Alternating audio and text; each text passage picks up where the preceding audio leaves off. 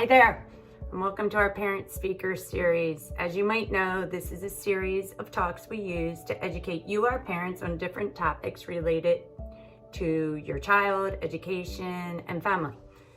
And we've decided now more than ever we need to continue with this series. So instead of sharing a cup of coffee in the belfry, we decided to bring it to your home.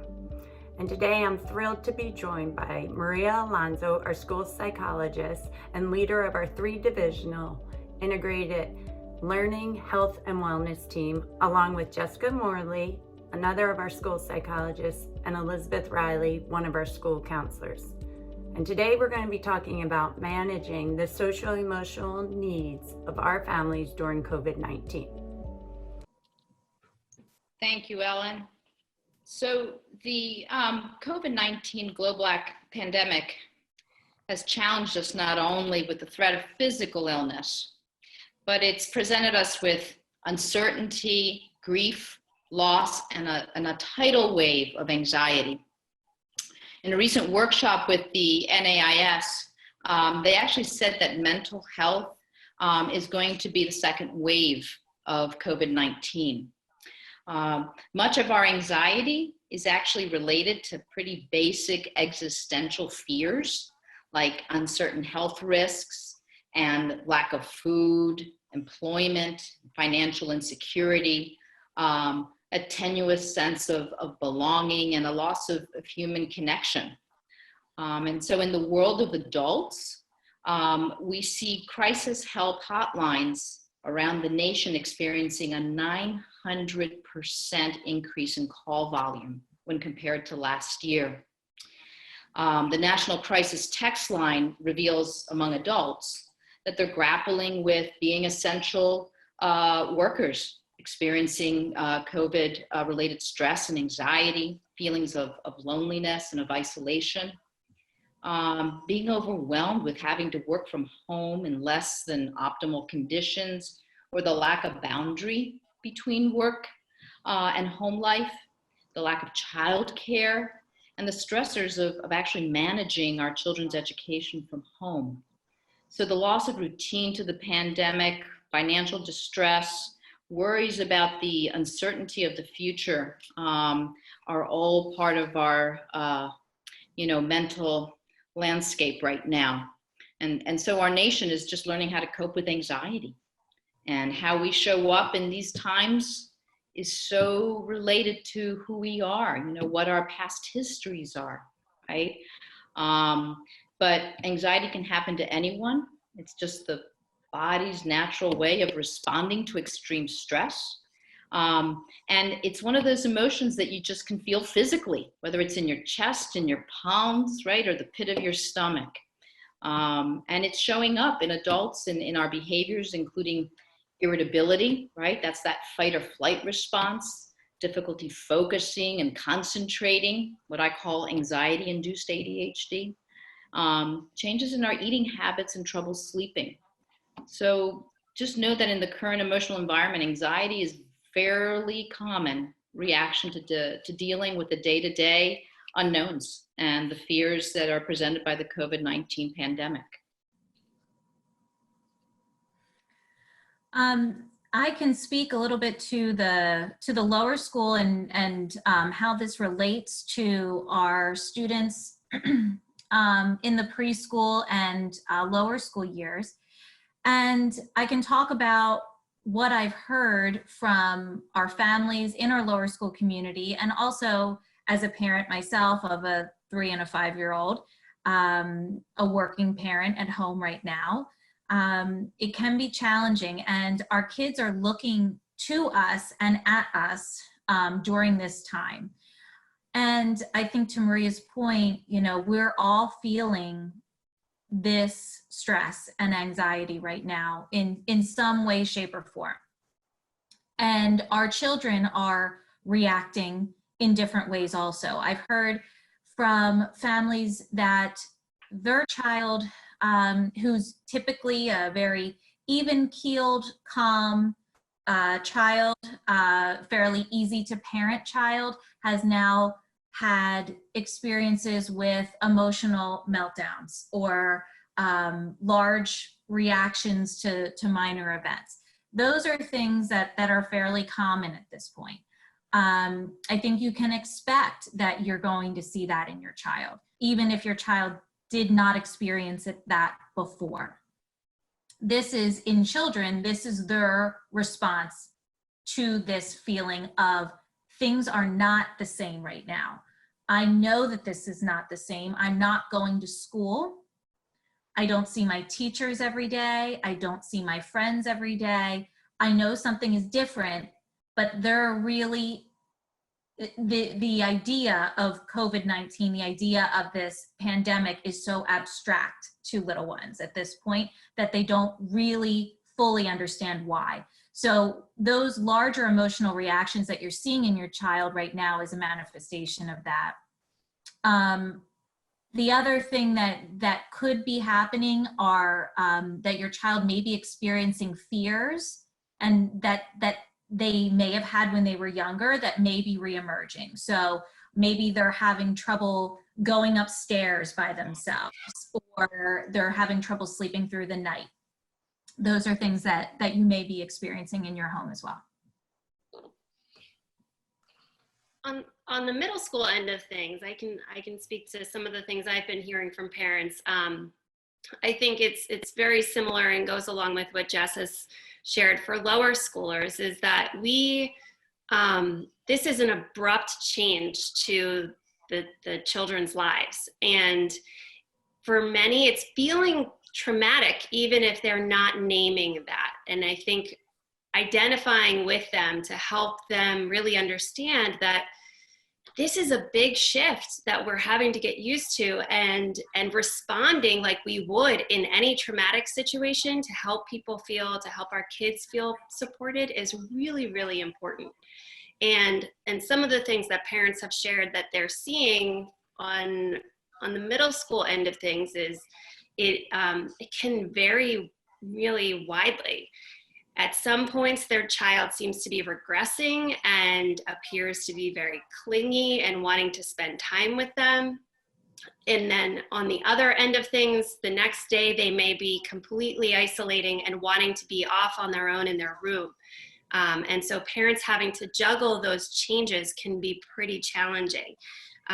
One of the things that I think is most helpful is really making sure that those lines of communication are open with your kids to make sure that you're able to connect with them and get a really solid gauge on how they're feeling in those moments where it's apparent that they're struggling, and offering them just unconditional support. Because it could look like emotional outbursts. It could look like they're responding really uncharacteristically of what you would expect of your middle schooler to be doing. Whether that's having a meltdown where in the past they've been able to handle much more. I think being open to the fact that this is a big, big change. It's hard for them to sometimes articulate why they're feeling what they are, but we should expect that they're going to need a little extra help and support to deal with the feelings and the stressors that are coming along with this whole situation. I mean, in the upper school, you've spoken to a lot already of what I'm seeing. I'm speaking to students daily, and whether through FaceTime or Skype and so forth. And it was interesting, but I'm noticing a shift. The first week or two when I was talking with them, it was, this is kind of a drag, but I'm doing it for my parents and my grandparents, and just doing my part, a little edgy, but anxiety was okay. And then over the last couple of weeks, there's definitely been a shift. I'm noticing motivation is beginning to go down a bit, even to do the basic things of life like bathing and brushing my teeth and getting dressed, to, just a little more edginess and irritability. Sleep patterns have been becoming a little more erratic, where they're having trouble getting either to sleep or staying asleep. Some even having what we call early morning wakening. There's an increased junk food consumption. that I'm hearing from students, a little less exercise and getting out. And what's even more striking, I'm getting calls even from parents of very high achieving students, where their motivation is just not quite there, their ability to focus and concentrate. Again, kind of that anxiety-induced ADHD. And then the last thing I'll just say with the high schoolers is that I think their inability to see their friends is really getting to them. And that it's a time where their biology and their brain is wired, to say, I need to leave home and my friends are the most important thing in the world. And they're like a plant without water right now. They're kind of wilting without their friends. And it's been tough to witness. Our seniors, I mean, I've spoken to our seniors and my heart aches for them.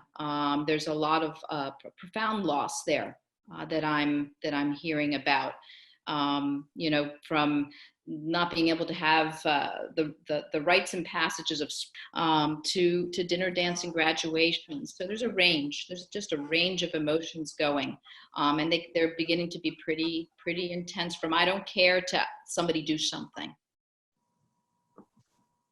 So can I ask, just from a parent's perspective, seeing any or all of these in your different children in the house, do you have tools that we can use, or how do we manage our own expectations as parents? Our roles shifting from parent to parent, teacher to employee in the house. Do you have some advice to our parents out there on that, on expectations and just dealing with all of these different emotions that we're not used to seeing in our children?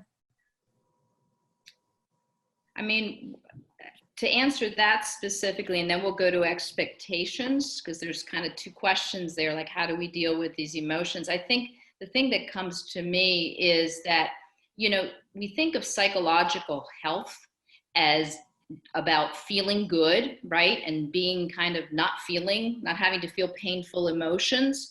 And I think that what's really, really important, the message that whether it's from younger children to teens and even adults, is that it's important for us to feel our emotions, right? They're kind of like waves. They tend to rise and crest and then descend unless we don't pay attention to them. So it's really important to honor and allow ourselves and our children to process, the emotions, even if they're the negative ones, and actually to normalize it, to let them know it's normal to have these feelings, and by normalizing and validating, empathizing, and also offering hope, right? That this too shall pass. So I think that's an important piece in dealing with emotions. And then with expectations, what we expect of ourselves and of others and our loved ones and our children during this period, what we expect can really make a difference. I mean, let's face it, we are a community of high achievers, right? Often looking for ways to challenge ourselves and to improve our lives. But now is not the time to add complexity when we're all changing our routines and learning how to manage our lives, right? Under such different conditions. So what we're called now is actually to take a look at what we expect of ourselves and of others with gentleness, with compassion, and non-judgment, regardless of what kind of expectations we're talking about. They could be work expectations, academic expectations, social or quality of life expectations. So that's really important to practice. Yeah, I agree with you, Maria. I was going to say, be kind to yourself and to your children, and and in recognizing that there are these emotional ups and downs, and sometimes we just need to pause and join our kids in that moment. There was a moment the other day with my 3-year-old, and she goes to preschool, I mean, she doesn't really know what's going on at all, but she was under the train table in our playroom crying. And I just laid down with her, and I laid there and I looked at her, and we were just there, and just joining your kids in that moment can be really what they need. And that, beyond any, strategies or techniques or things like that, it's really just being that connection, I think, for our kids right now. I would definitely agree. And I think the word that comes to mind for me is throughout this whole situation is just grace, is giving ourselves grace, giving, and coming to these difficult moments to say, this is really hard. And joining with our kids in that way to say, this is hard for me, and I can't, I know it's hard for you, and I whatever we can do to help each other right now, I think is really, really important. I agree. We have limited control over so much of what is happening right now, that when we can be honest in a supportive way with our kids, I think it can be really helpful for them to see that we are truly all in this together, and working our way through it and figuring it out along the way, and that we are going to be willing to just be forgiving of those moments where maybe we're not being our best selves, and maybe they're not showing their best selves, and being able to come back from that and say, it's okay. I know it's hard, and we're going to get through it. And really connecting with each other right now. That's what, I feel like is really critical for middle schoolers, for all kids right now, is that connection piece. And they're missing it in so many other areas, that really a lot of it's falling on families. And it's just a big focus right now for us. Speaking of that, I know we talked to some parents, and there were questions regarding schedules, routines. Could you all talk a little bit about that and give a little advice, or what you've seen, what you've recognized? It kind of goes along with expectations a little. How much should we expect in a schedule and a routine?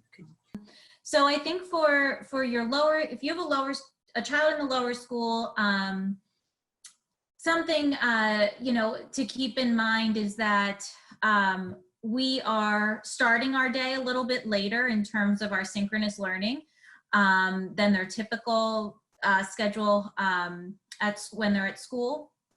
So, but even though we're doing that, having some sort of morning routine that is consistent is important. And especially for the older kids in the lower division, so 3rd, 4th, 5th grade, it's helpful if they wake up, eat breakfast, get themselves going, get dressed, and then come to the live synchronous sessions. That can help them to feel ready to learn in that moment when they get there. In terms of the actual work and our expectation from parents in terms of how much and how little we're expecting parents to be supporting their child in the lower school in their daily academic work, I think that also varies based on whether you have a child in the lower end of the division or in the upper end of the division.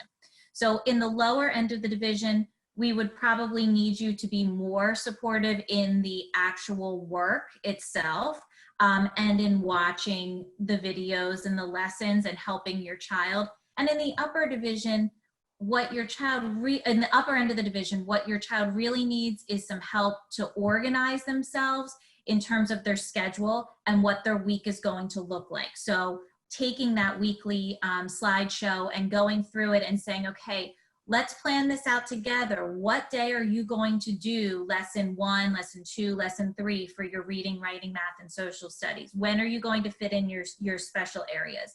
And then allowing them some autonomy to go and actually do some of that with some touchbacks from the parent support.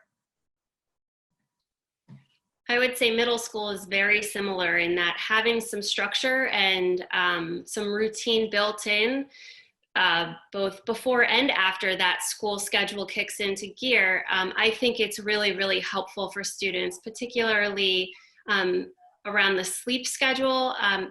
Things do feel a little more relaxed now because we have a slightly different schedule with a later start, but it's really important for students to be getting enough sleep and to be waking up at a regular time that allows them to be prepared to come to their classes as if they would at school in terms of just their attention and focus. So one thing that also I would say has come up with parents is the idea of having students up, having eaten, and if they're on some type of medication that helps them to focus in class, it can be really important to make sure that that's happening before they're actually getting to their Zoom classes. Because what we've noticed, and not just for students, but for in what I've been reading and hearing, is that the focus and attention that it takes to really engage in the Zoom or in this online platform is a little bit different. And anything that we would be doing to support students in that attention and focus piece outside, within the regular school setting, we would be thinking would also be really helpful and necessary while we're in this online virtual setting itself. So I think schedules are helpful, routines are helpful. When it comes to engagement and how parents can help support the academic piece for middle school, some of the conversation I've had with parents already is that it might look slightly different than what you were used to when students were not involved in distance learning, because the touch points with teachers is so different now. Whereas we had multiple opportunities throughout the course of a day to have interaction with your child, we are losing that here in this mode where it's only a few classes a week, and we do have advisory check-ins and those types of things, but it's really, really helpful if parents are doing a little more monitoring than maybe they had been. That doesn't mean over the shoulder telling kids exactly how to do things, but it's checking in with them and saying, I see that you have this assignment due. What's your plan? How are you planning to execute that? And what can I do to help support you with that? And then having some touchbacks like Jess had mentioned for those upper level lower schoolers, where it's really important to have that follow-up with students to make sure that they're feeling like they're on track and that they are getting done what they need to. I think it's really helpful in the middle school years. And I'm thinking that first and foremost, schedules and routines, it's not as easy as slapping what I used to do, right, pre-COVID to now during the COVID pandemic.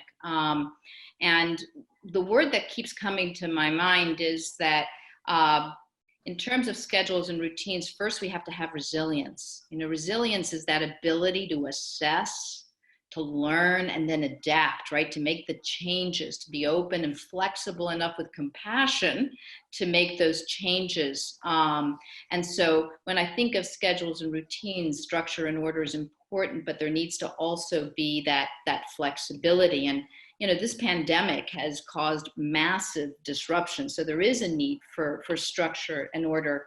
I'll just say personally, the first few days of this pandemic, I was roaming the house. I didn't quite know how to put it all together. And when am I going to shower? When am I going to work? There was a lot, just as an adult with an adult brain, let alone a brain that's still developing and trying to figure that out. And so it took also some trial and error. At first I was under functioning, then of course I was over functioning, and then all of a sudden I said, you know what, I need to create boundaries, discrete boundaries here. So it occurred to me between work and play, between Zoom meetings and brain breaks, and even time for mindfulness and yoga. So it took me a while to process that. It's not so easy as just creating, a schedule. So my work with the upper school students has been around actually physical thinking about physical and mental health hygiene habits in creating their schedule and routine. So some students were saying, oh yeah, my alarm goes off and I just go straight to my screen. I'm like, woo, back up, let's create about a half hour between where you can brush your teeth, you can maybe even get dressed somehow. And that alerts your brain, right? That there's something new, something's shifting, and that's super important. And even in the high school, I've been a big proponent of creating very colorful schedules. Kind of like when they tell you about your eating habits, you have to have a rainbow of colors on your plate. Well, similarly, make it really inviting. So, blue might be for those are the times that you're actually working and doing schoolwork, right? Yellow might be those little brain breaks that you need in between, but be intentional about it. Moving, because I have felt it, we are sedentary more than ever. So my red says, do jumping jacks, do some dips for the triceps, whatever you need to do, but just get your body moving. So that scheduling has to have that variety. Connecting with friends, that's in purple. For some reason, I've made it in purple, connecting with friends. And finally, I have to say, I made it orange, but creativity. It is so important in times of uncertainty, in times of high anxiety, to use beauty and the arts, to engage in them, even if it's just for a few minutes, whether it's music, sketching, I don't know, coloring by color, a mandala, whatever it is that you're into. It's really, really important. And one last thing that I did use with the upper school students, I said, find an accountability buddy. Somebody that you can go and say, these are my 3 goals today. Or, can you problem solve? I'm really having trouble with X. It's that person that can be your fan, right? And that can actually meet your connection kind of as well needs. So, Maria, in hearing you talk about the rainbow of different things touches on another question that came up, is just self-care. And I think you touched on it a little bit. Does anyone want to elaborate on the importance of that? And for our parents out there who are feeling a little heightened stress, the importance of self-care a little bit in ourselves and just, think about stress is like water in a dam, right? So it's really important to find ways to get the water out of the dam. And that's by taking care of ourselves and using stress management tools like exercise and venting and sharing and journaling and collaging and whatever you like. And it's equally important, I think Jess hit this a little earlier, which is that your kids see you modeling what you want them to do to reduce stress. It's important for you to model for them, expressing even some of the things that you're worried about and how you're handling, the worry. So, taking care of our needs is probably one of the most important things that we have to do during times of change and stress and uncertainty, because our health and our mindset are probably 2 of the greatest allies we have in life. And so we need to be really intentional in our care of them. Yeah, and I think as parents, we have a lot on our plates right now. And it's really, and I think right now, more than ever, I think I have taken more deep breaths. I have used self-talk more than I ever have.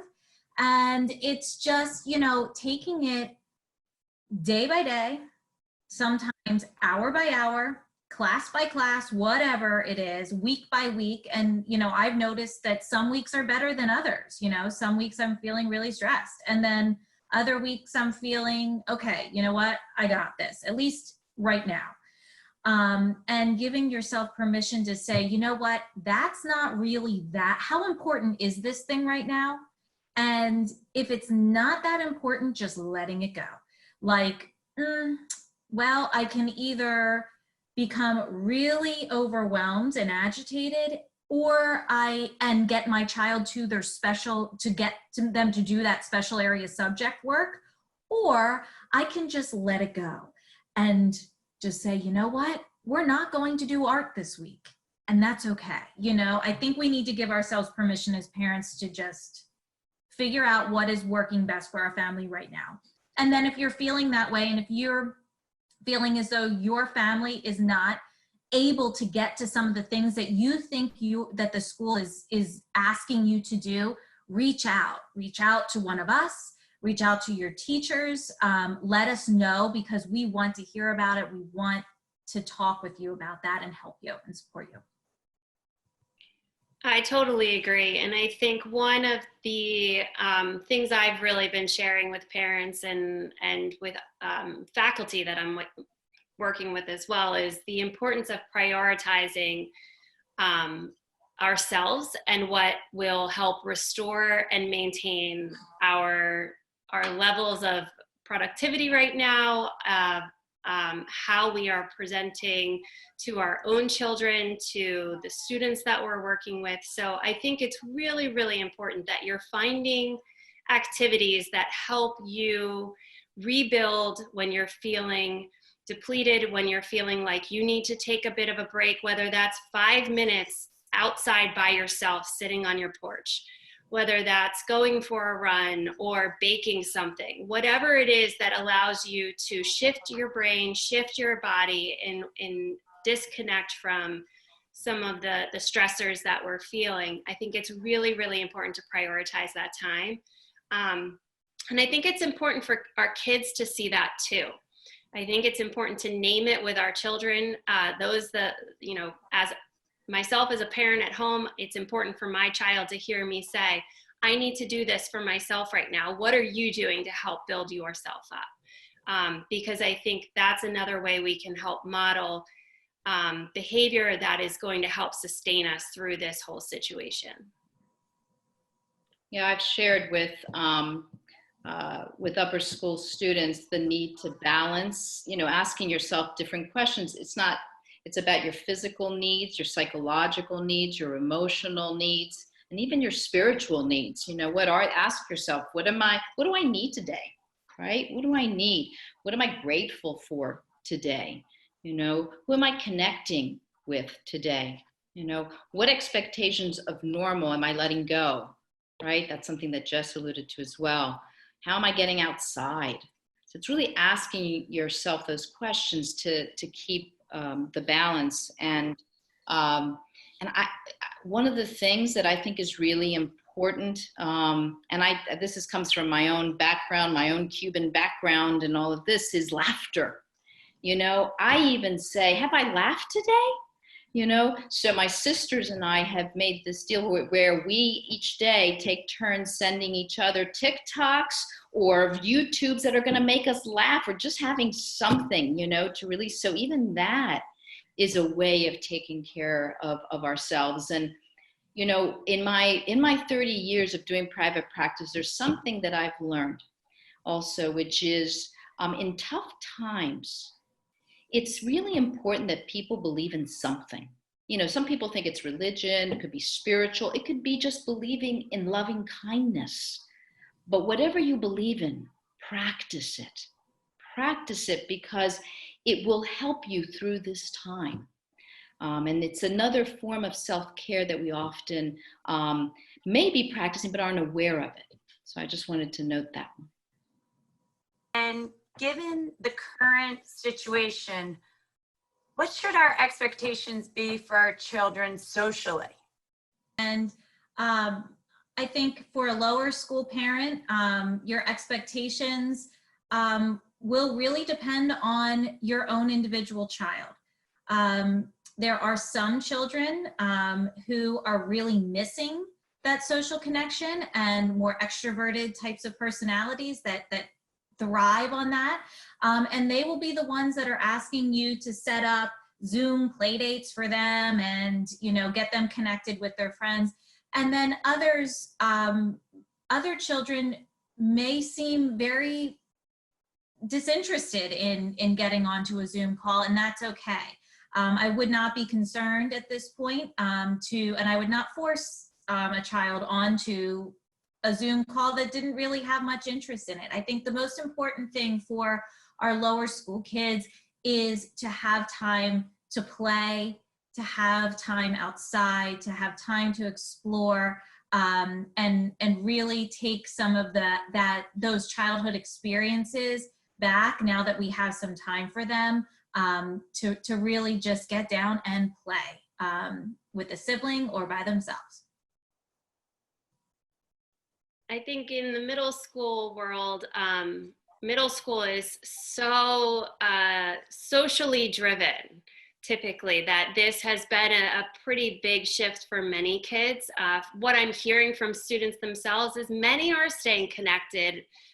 They luckily had a lot of things in place prior to the situation that were already very natural for them, whether it's through texting or FaceTime with friends, or keeping track of each other via social media.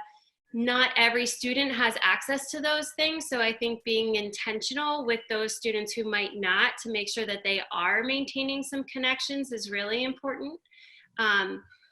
One of the things I will say is that there's been a lot of questions. My kid is wanting to play Xbox a lot more than I would normally let them, or my child is texting and FaceTiming all of the time. Should I shut that down? And I think, especially within that age group, knowing how important the social piece is for them, that we need to have a little more flexibility than we might typically have. That does not mean that all of your boundaries go out the window in terms of if you have rules in place for technology in your household that says, no devices at mealtime, or devices don't live in your bedroom at overnight. I think those things are great to keep in place so that students are finding a balance and having breaks from their technology. But I also recognize that for many, this is how they're maintaining connections and they're feeling close to their friends, which is really, really important to maintain. So I think finding good ways to help them stay connected and giving a little more leeway than we might have.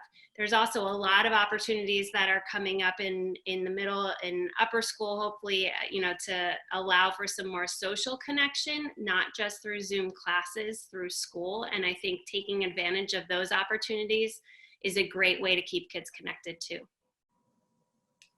Yeah, I mean, I think that in the upper school, it's not that dissimilar. I mean, in some ways, they're pretty accustomed to connecting, right, through technology.